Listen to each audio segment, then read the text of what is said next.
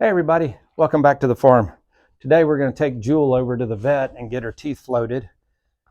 Been waiting because February is dental month and it's 15% off. Her teeth are in need of being floated. Basically what happens is a horse has got molars right back here on the side.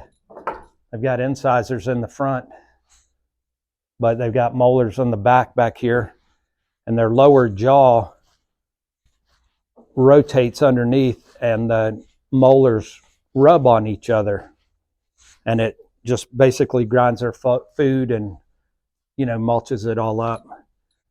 But over time, if you don't float their teeth, then what ends up happening is if you put your hand on their molars and rub your hand down their molars from the back to the front, they have a wave pattern to them, and they start getting jags in them and ridges and points. And when they go to start trying to put their teeth together, there's all these ridges and points and everything that are hanging up on each other, and they can't get their teeth, face to face. They're all standoffish, and they're all rubbing on each other and try to put a bit in their mouth, and the bit gets hung up on the ridges and on the points and pinches the inside of their lips and bite their tongue, and they start getting ulcers and sores and that type of stuff. And you're supposed to do it about once a year. I don't know, not knowing her status, I don't know when she's ever had it done or if she's ever had it done, but she's definitely overdue. One of the tall tale signs of a horse needing her teeth floated is when she's eating feed. She eats hay just fine, but hay's really long and they can keep that in their mouth. But when they go to eat their oats, the oats just dribble out of their mouth, or feed just dribbles out of their mouth. And it's like you and I going to the dentist and being under Novocaine, and we take a swig of water after they tell us to rinse our mouth out, and the water just dribbles out of our mouth. And that's what happens, is the food just dribbles out of their mouth. So we're going to take her up there and get her teeth floated with Dr. Zoe again. So let's get this girl loaded up and get her over there.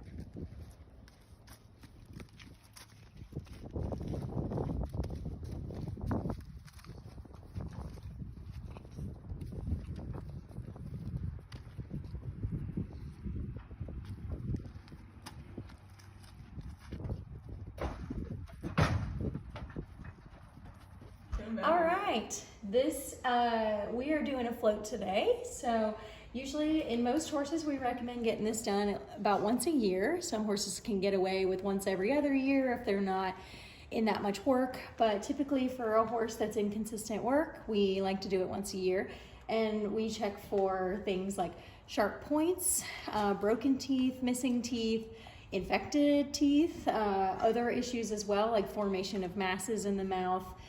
There's plenty of things that I have found in a mouth. So yeah, at least getting that oral exam once a year is, if nothing else, like just to make sure all is well and make sure that she can chew her food appropriately, because big girl like her, she needs all the nutrients she can get. So yeah, we're gonna take a look here. It's probably been a while, so this horse is new to him. So it's probably gonna be her first float in a few years. So I'm expecting that she's gonna be pretty sharp. So you can see this is a speculum in her mouth, this big metal gadget here that is meant to hold her mouth open for me so I can stick my arm in. So her top incisors are here, bottom incisors are down here, and this is holding her head up so my tech here doesn't break her back. We got this nice little contraption though. And Savannah's gonna pull this rope if the horse is resisting. So let's take a look here and see how sharp we are. We are pretty sharp. I don't know if you can like film over my shoulder here. And she actually does still have her wolf teeth. So see these little teeth right here, that one and that one? She has had those wolf teeth for a long time. Typically horses get those removed when they're little, but so looking here, you can tell that this horse is sharp. Can you see those really sharp points all along her cheeks there? And then if I move her tongue out of the way, can you see how sharp they are along that tongue? So we got to get rid of all that so she can be much more comfortable. And then over time, as horses age too, their teeth start to expire. You know, their teeth don't last forever. So just gonna make sure that they all look healthy and that none of them need to come out.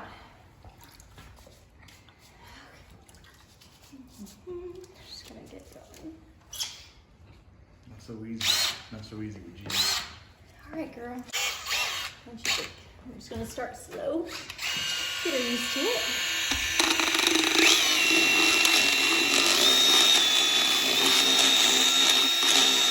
And this is actually called, we call it a float. And there is a file on the end that when I pull the trigger, and it's actually, you can see it's not cutting my glove, so it's soft and it's got a little guard here. But the hardness is very specific to tooth enamel, so I'm able to not cut the tongue and the gums and the cheeks and stuff, but it's hard enough to grind the tooth. So in that way, I can basically file the teeth down to make them softer, more rounded off on the edges so that it's more comfortable in her mouth. Are you doing it are you visually checking it, or are you feeling it with the Dremel tool, or is it how do you know when you're to the right spot on the teeth? I've done a lot of floats, but yeah, it's a feeling. When I feel like, visually everything looks good, and also with my tool, I can feel that there is a flow, from front to back. Because at first, when there's a bunch of sharp points, you're kind of like, like this. And then when you file them down more flat, you can go very smoothly from back to front. And then you're getting close to being done. And then I always do a check with my hand. I run along every surface in the mouth and just feel for any little hiding sharp points. And then if I feel anything at that point, I will go in after them. So just get going. It usually maybe takes 5 or 10 minutes depending on how bad they are and if the horse cooperates. So, we'll see.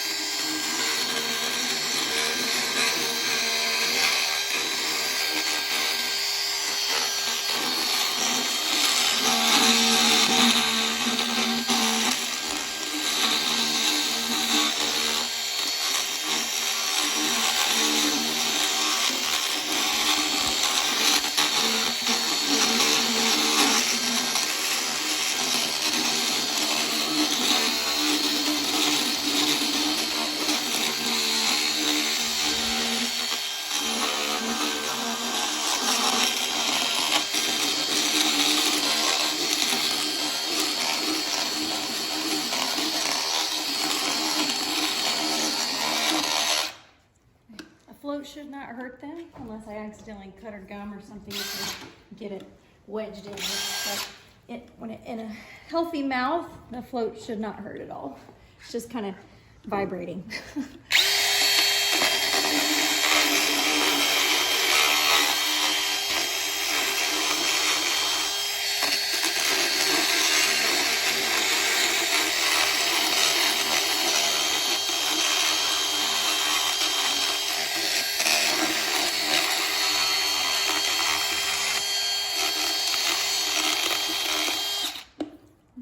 Round off her front teeth a little bit here so it doesn't interfere with the bit.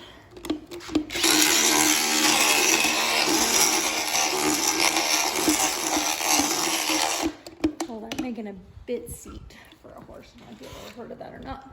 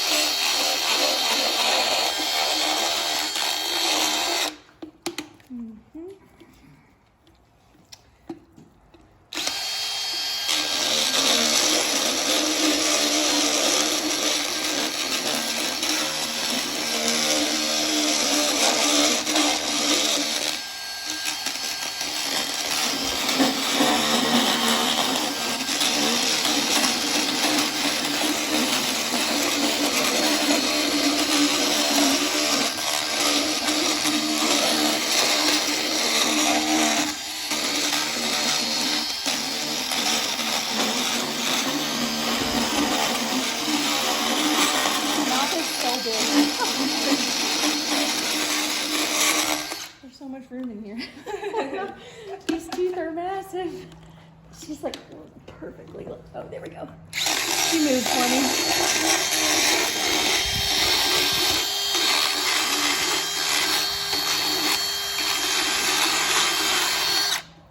So now I think I'm getting pretty close to being done with the tops. I always kind of do it in the same order. So I usually do my top 2 first, check everything, and then if I feel like I'm good with that, I'll flip over my float, and then I'll float the 2 bottom arcades. So Now, what about the incisors? Do we do anything about them? I usually deal with those last if anything needs to happen. I kind of, in my mind, I work my way from back to front. It's just, I have a system. That way I don't forget anything. A lot of times it's easy to get going and forget stuff. So I'm gonna work a little bit more on this her top right in the way back. There's still some sharp points back there, so.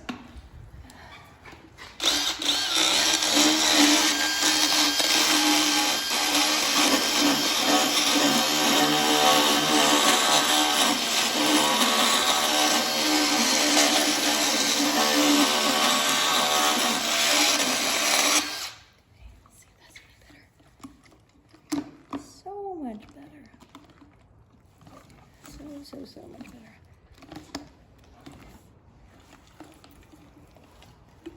All right, a little bit more, and then we'll be done at the top. All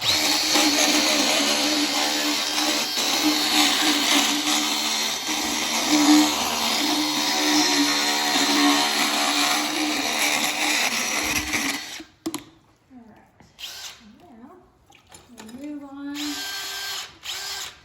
her bottom molars.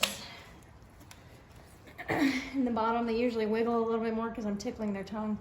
And they usually wiggle a little bit more in the beginning.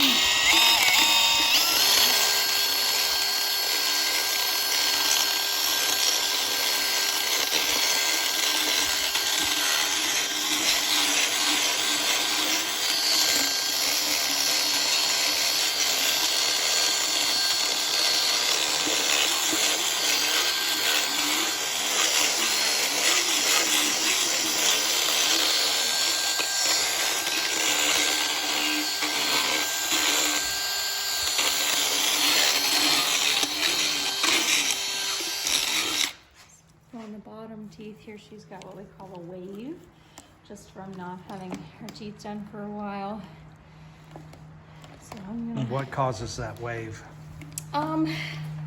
Basically it's part of a reciprocal thing that happens. I'll try to show it to you. You can see it there on her bottom arcades. There is a hump right there on the bottom that corresponds to that hollow spot on the top. See how they match up if she were to close her mouth? Some teeth are taller than the other ones on the bottom. See what I'm saying? So we call that a wave. So, and it's right over where her pair of 09s are, which is a pretty typical pattern in some older horses. It kind of just happens over time, especially without consistent dental care. So I'll try to fix it. We don't really completely fix it. We just actually get it as correct as I can, and then we just maintain it moving forward. But it's probably from not having consistent dental care over many years. So. And the wave is typically just on the bottom jaw, or is it on the top? The most common thing by far, I mean, you can have a wave anywhere in the mouth, but the most common thing by far is to have your mandibular teeth to have a hump and then a corresponding like concavity on the top, the matching top teeth. That's super common. Start to wiggle a little bit more. I'm getting fed up already. She's like, we're almost done. Actually, make it just a little bit more. I've got to do. Okay.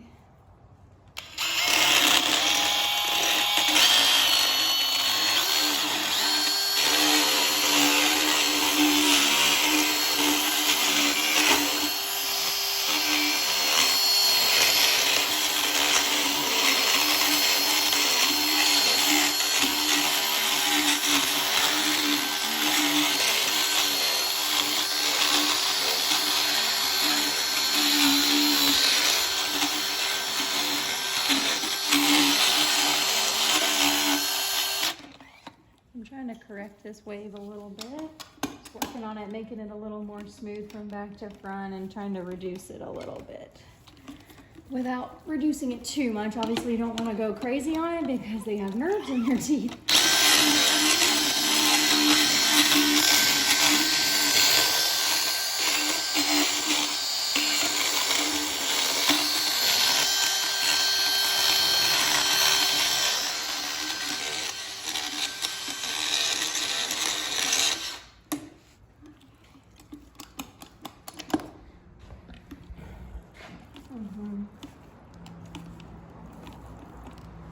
Oh no, you're so mad at me, aren't you?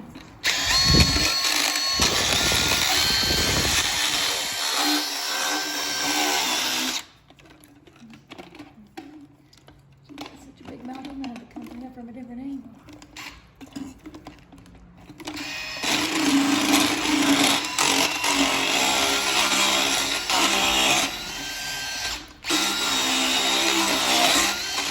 She's got some pretty big ramps all the way on her last tooth in the back. Working on those a little bit here.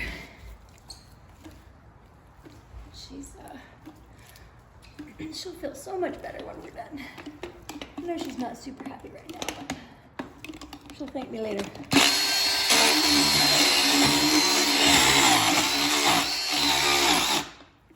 Can I have it back? Thank you.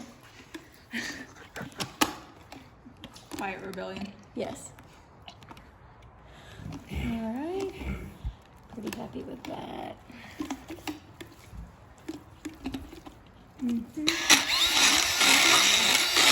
So next time her float should be a little easier. It should get easier and easier every time. She has consistent care.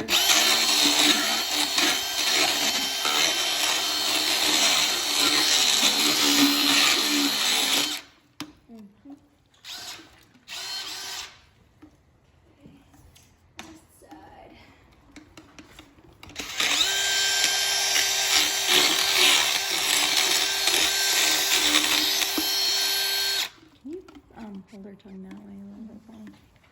You want to grab her tongue for me?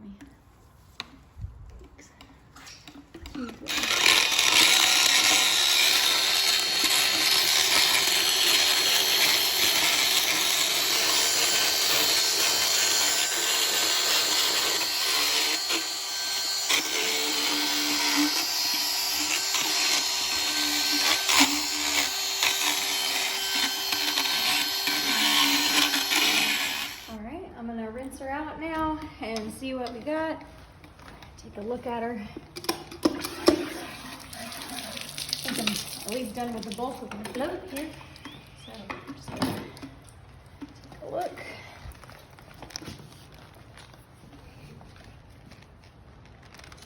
Okay. All right.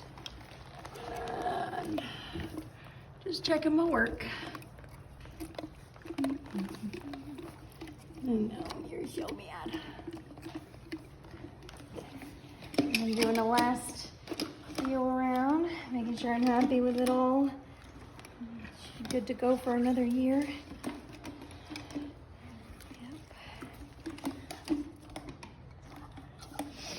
Okay, and that is it for the molars. So now we're gonna release her back down.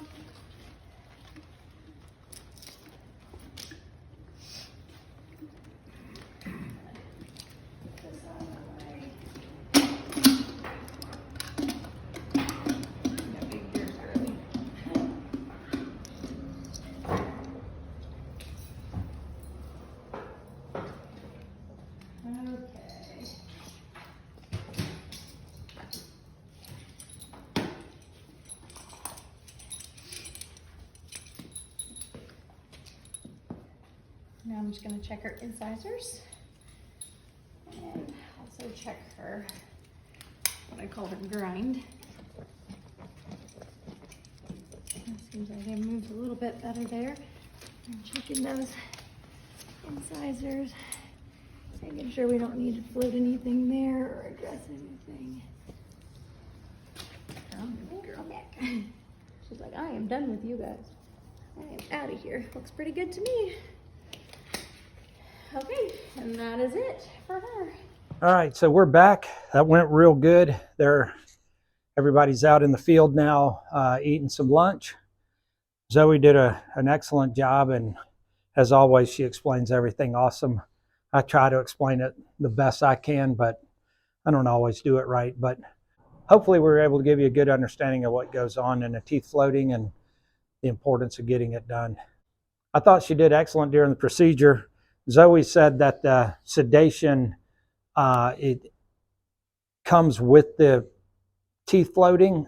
Sometimes they'll just do the teeth floating and then they'll sedate if needed, but they do it as part of the procedure so that you can really get a good oral examination in there. So we also did a fecal exam, which I didn't show you, but so last time we were over there and we were doing the video on the vaccinations, we also did the fecal exam while we were there, and she came up positive for Strong-Giles, and Zoe told me what worming medication to get, and I did, and I administered that to her 5 weeks ago. So we checked her again today, and she was negative for any type of worms. So that was excellent. So the entire cost on that procedure was getting her teeth floated.